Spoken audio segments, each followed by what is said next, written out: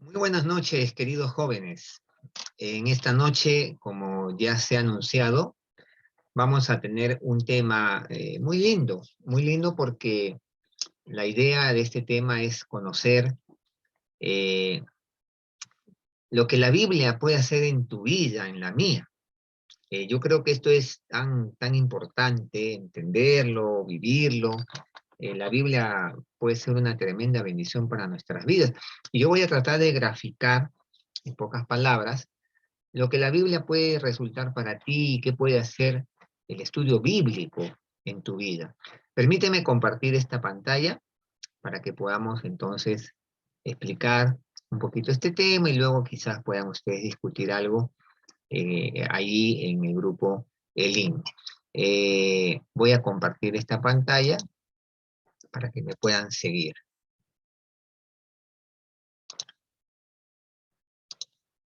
Muy bien, ahí está. Lo que el estudio bíblico hará en mí. Esa es una muy buena afirmación, porque el estudio bíblico tiene grandes ventajas para nuestras vidas. Entonces vamos a empezar diciendo que en primer lugar nos hace cristianos fuertes. Interesante porque la Biblia nos puede hacer cristianos fuertes, robustecidos, que puedan enfrentar dificultades, problemas. Ahora, eh, por ejemplo, ahí en Juan, capítulo 1 de Juan 2:14, los jóvenes de Primera de Juan 2:14 ya no eran hijitos, sino personas fuertes. Mira lo que dice Primera de Juan 2:14. Dice, eh, os he escrito a vosotros padres porque habéis conocido al que es desde el principio. Os he escrito a vosotros jóvenes porque sois fuertes. Y dice, y la palabra de Dios permanece en vosotros y habéis vencido al maligno. Interesante, ¿no? La palabra de Dios permanecía en ellos y habían vencido al maligno. Ahora, no hay más que una forma de adquirir fortaleza espiritual. Y esta forma es leyendo y estudiando la palabra de Dios. Importante decirlo. Aparte, en segundo lugar, el estudio bíblico nos da seguridad en cuanto a la salvación. Esto también es muy importante. Muchos jóvenes, muchos creyentes, no tienen seguridad de salvación. Piensan que la salvación la pueden perder, piensan que la salvación es como el agua que se escurre entre los dedos, pero no hay nada más falso que esto. Eh, lo primero de lo cual debes estar completamente seguro, el que sigue a Cristo es justamente, o sea, todo el que sigue a Cristo tiene que estar seguro de que primeramente es creyente. O sea, es lo primero de lo cual debes estar completamente seguro. ¿Eres creyente? Ahora, la única fuente de seguridad está en la Biblia. ¿Cómo yo puedo saber que soy un creyente verdadero? ¿Cómo puedo saber que tengo seguridad de vida eterna, de salvación? Mira lo que dice 1 de Juan 5:13. Dice, estas cosas os he escrito a vosotros que creéis en el nombre del Hijo de Dios, para que sepáis que tenéis vida eterna y para que creáis en el nombre del Hijo de Dios. Ahí está. Estas cosas os he escrito, para que sepáis que tenéis vida eterna. Ahora, miren lo que dice el apóstol Juan. Les he escrito a vosotros que creéis en el nombre del Hijo de Dios. Importante. Segunda cosa que hemos visto. Tercero, el estudio bíblico en nuestras vidas nos da confianza y poder en la oración. Chicos, cuando tú estudias la palabra de Dios, cuando tú lees las escrituras, sin duda alguna, vas a darte cuenta que a la hora de orar vas a tener eh, confianza, inclusive vas a aprender a orar mejor, porque al conocer la palabra de Dios vas a recordar promesas que Dios ha dado, en tu oración será más rica, Tendrás confianza porque el Señor te ha prometido cosas sobre las cuales puedes pedirle al Señor. Por eso dice, nos da confianza y poder en la oración. Primera de Juan 5, 14 y 15 enseña que podemos orar con confianza, sabiendo que Él nos oye. Mira, y esta, verso 14, primera de Juan 5, 14. Y esta es la confianza que tenemos en Él, que si pedimos alguna cosa conforme a su voluntad, Él nos oye. Interesante, Él nos oye. Y si sabemos que Él nos oye en cualquiera cosa que pidamos, sabemos que tenemos las peticiones que le hayamos hecho. ¿Qué te parece? Interesante, ¿no? Qué hermoso, hermoso, porque eh, eh, podemos pedirle al Señor cualquier cosa dentro de la voluntad de Dios y sabremos que Él nos oye. ¿Cómo descubrimos? ¿Cómo aprendemos eso? Conociendo la voluntad de Dios expresa en su palabra. Ahí está. Ahora, en Juan 15:7, ya el Evangelio, nuestro Señor prometió, si permanecéis en mí y mis palabras permanecen en vosotros, pedid todo lo que queráis y os será hecho. Mira, pedid todo lo que queráis y os será hecho. El requisito, si permanecéis en mí y mis palabras permanecen en vosotros. Ahora, es importante que en la medida que estudiamos la Biblia, aprendemos a orar. Esto es valioso, chicos. En la medida que tú conoces la palabra, en la medida que tú estudias la palabra, vas a aprender a orar cada día mejor.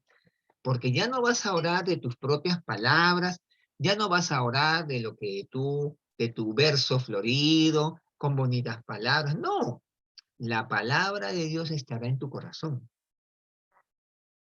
Y tu oración será más acorde con lo que la Biblia dice, con lo que el Señor enseña. Detalle muy, muy importante. En cuarto lugar, el estudio bíblico, el estudiar las escrituras, leer la palabra, nos limpia de pecado. Mira, importante, nos limpia de pecado.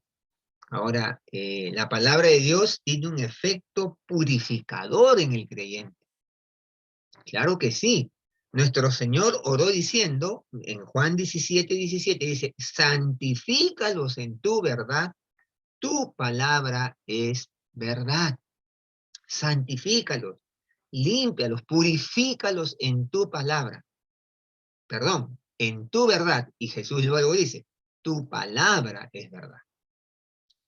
Entonces, la palabra de Dios, el estudiar la palabra va a purificar tu vida, va a cambiar tu manera de pensar, tu manera de vivir, tu manera de concebir la vida. La Biblia te mantendrá, esta es una frase que debes no olvidar nunca, o bien la Biblia te mantendrá alejado del pecado, o el pecado te mantendrá alejado de la Biblia. Ojo, pestaña y ceja. La Biblia te mantendrá alejado del pecado, o el pecado te mantendrá alejado de la Biblia. Chicos, es tan importante estudiar las Escrituras, meditar en ellas, tener una disciplina diaria de lectura de la palabra. Y no una lectura así nomás, la paporreta, no. Meditar, estudiar, hacerle preguntas a la palabra, al pasaje que leemos, que lo vamos a aprender también. En quinto lugar, el estudio de la palabra nos dará gozo. Gozo, por supuesto. Cuando Dios te habla, vas a tener gozo en tu corazón. Nuestro Señor dijo, estas cosas os he hablado para que mi gozo esté en vosotros y vuestro gozo sea cumplido. Lindo, ¿no? Estas cosas os he hablado. Las palabras del Señor Jesús son para que el gozo suyo esté en nosotros y entonces nuestro gozo sea cumplido. Esto es muy especial. Entonces, eso es importante. Es la palabra de Dios la que proporciona gozo al corazón. Ahora, esto cualesquiera sean nuestras circunstancias. ¿Qué es el gozo? ¿El gozo acaso es no tener problemas? ¿El gozo es acaso no tener tristezas, todo el día alegría, jijijija? No, el gozo es un estado de paz permanente. Es un estado de paz permanente. Es una condición que puedo estar afligido, puedo estar triste, puedo estar pasando problemas, pero hay algo dentro de mí que me da quietud. Ese es el gozo. Por eso es que el Señor dice en el Antiguo Testamento, el gozo del Señor mi fortaleza es. Y querido joven, lo que tú nunca debes perder es tu gozo. En el momento que pierdes el gozo, pierdes la fortaleza. Entonces, ¿cómo yo obtengo ese gozo? La palabra. Estudiando la palabra. La palabra de Dios nos va a dar gozo. Y sea cualquiera sean nuestras circunstancias que vivimos. En sexto lugar, la palabra de Dios nos proporciona paz. Por supuesto que sí. Porque tú al leer la palabra vas a encontrar promesas de Dios, vas a encontrar al Dios de la Biblia, vas a darte cuenta que el Dios de la Biblia es el verdadero gigante y que no hay problema ni circunstancia que esté por encima de Dios. Y eso va a empezar a llenar de gozo, pero también de paz tu corazón. Una de las pruebas sobrenaturales de la vida cristiana lo constituye la paz interior en medio de la adversidad. Sí. ¿Cómo es posible que un creyente en medio de tantas dificultades pueda tener paz? Pueda tener ese estado de quietud, pueda decir no pasa nada, tranquilo, ahí, el Señor sabe lo que hace y yo confío en él. Y a esto se suma lo que dice Isaías 26:3, ¿no? Dice, tú guardarás en completa paz a aquel cuyo pensamiento en ti persevera porque en ti ha confiado. Cuyo pensamiento en ti persevera. ¿Qué está diciendo eso? Cuyo pensamiento está perseverando en todo lo que tú eres y lo que tú has dicho en tu palabra. Y cuando yo medito en la palabra, estudio la palabra, leo la palabra, la paz de Dios va a gobernar mi corazón. Haz la prueba. ¿No te ha pasado que cuando estás pasando problemas, dificultades, y lees un versículo de la Biblia como decir, Jehová es mi pastor, nada me faltará? Salmo 23. En lugares de delicados pastos me hará descansar. Junto a aguas de reposo me pastoreará. Qué interesante, ¿no? Tremendo, ¿no? Tremendo, porque eso demuestra que el Señor, su palabra, lo que Él dice, genera paz. Genera paz. Pero si la palabra de Dios no mora en abundancia en nosotros mediante la lectura y el estudio, no producirá esa paz que debe caracterizarse en mí. Claro, si la palabra de Dios no mora en abundancia, no esas lecturas, pues que hay algunos jóvenes que hacen esto, abren la Biblia, ya, esta es la lectura de hoy día. No, no es así. Es una lectura pausada, un libro, empiezas con un libro, un evangelio, una carta. Si la palabra de Dios mora en abundancia en tu corazón, ese estudio producirá paz, de lo contrario no. Mira lo que dice Juan 16:33. Vamos a Juan 16:33. Mira lo que dice. Estas cosas os he hablado, las palabras del Señor, para que en mí tengáis paz. En el mundo tendréis aflicción, pero confiad, yo he vencido al mundo. ¿Te das cuenta? La palabra de Dios producirá paz. Cuanto más abunde en tu mente, en tu corazón la palabra de Dios, más paz tendrás. Ahora, en séptimo lugar, el estudio bíblico, el estudio de la palabra, su lectura nos orienta en las decisiones de la vida. Por supuesto que sí. En la palabra de Dios vamos a encontrar orientación, consejo para tomar decisiones sabias. La vida está repleta de decisiones. Dice un refrán que la vida es la suma de muchas decisiones. La vida es la suma de muchas decisiones. Y esto es muy cierto, porque tu vida se va desarrollando en base a las decisiones que vas tomando. Pueden ser buenas decisiones o malas decisiones. Hay quienes han tomado muy malas decisiones en la vida y su vida es el resultado de esas decisiones. Pero hay quienes han tomado buenas decisiones conforme a la palabra de Dios, como dice el Proverbio capítulo 3, ¿no? No seas sabio en tu propia opinión. Y dice, fíate de Jehová de todo tu corazón y no te apoyes en tu propia prudencia.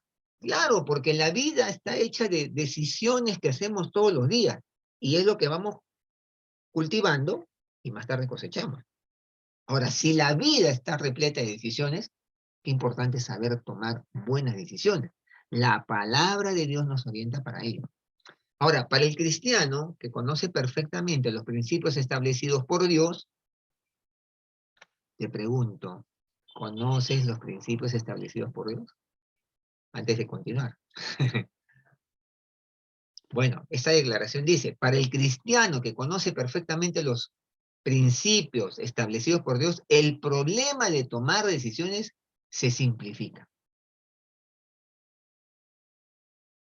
Cuando tú conoces perfectamente los principios establecidos por Dios, cuando te toque tomar decisiones, el problema se va a simplificar. Sí, chicos. El gran problema de muchos jóvenes, de muchos creyentes, es que no conocen los principios que Dios ha establecido para la vida, para la fe, para el diario vivir. Entonces, tomar decisiones se les resulta sumamente complicado. ¿Qué dice el Salmo 119, 105? Lámpara es a mis pies tu palabra y lumbrera a mi camino. Qué cosa tan maravillosa. Lámpara, ¿no? Es como una lámpara que alumbra, un faro. ¿A dónde? A mis pies. Para no tropezar, para no caerme en un hueco, porque no estoy iluminando el camino. La palabra de Dios ilumina nuestro caminar. Es una lumbrera, es un faro resplandeciente, para que no tropieces, te vayas de cara y sufras las consecuencias de eso. Y es feo caerse, ¿eh? Yo hace 2 semanas, no, ya un mes, me caí cruzando la pista y me caí de cara, en medio de la pista, gracias a Dios no me atropelló un carro, pero me saqué la mugre. Me rompí el pantalón, la camisa, me cepillé la rodilla en el asfalto. He tenido como una fractura en el pie, en un huesito, le llaman fractura escondida, donde no hay desplazamiento, nada, pero te dejo un dolor que ya se me pasó, gracias a Dios. Pero para eso es la palabra de Dios, ¿no? Para evitar caer. Lámpara, lumbrera, nos advierte. Ahora, los principios divinos sirven como guía para arribar a las decisiones.